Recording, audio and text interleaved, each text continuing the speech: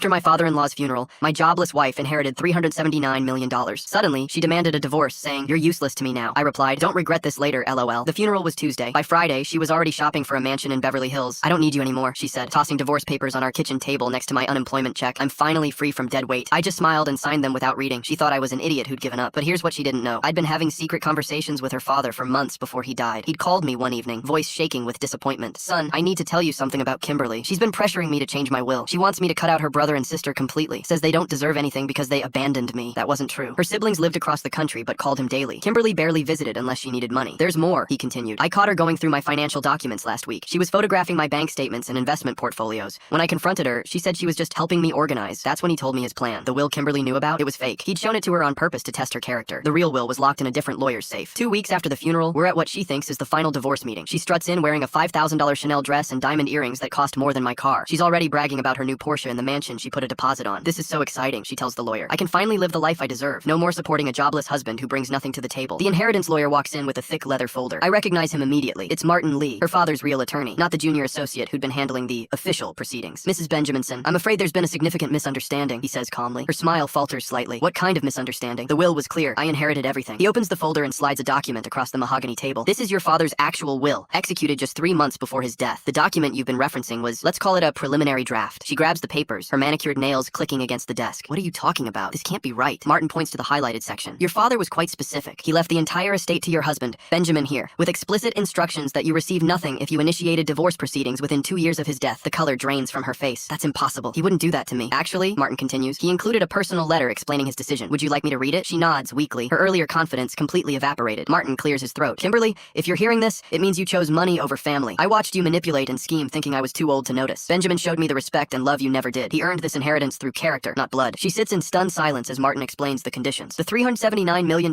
she'd been spending in her mind for weeks, it was never hers. The mansion deposit, the Porsche lease, the shopping sprees, all purchased on credit she couldn't afford. "Furthermore," Martin adds, "your father instructed that if you contest this will, the entire estate goes to charity instead." She tries calling her siblings, hoping they'll help her fight it, but they'd already received their own letters from their father, explaining Kimberly's true nature and asking for their understanding. Within a month, she lost the mansion, had to return the Porsche, and moved back in with her mother. The credit card companies started calling daily. Meanwhile, I quietly used the inheritance to start a foundation in her father's name, helping families in financial crisis. The kind of thing he'd always wanted to do, but never had time for. Last week, she sent me a text. "I made a terrible mistake. Can we talk?" I replied, with the same words I'd said that day in our kitchen. "Don't regret this later, LOL. Some lessons cost more than others." Hers cost $379 million.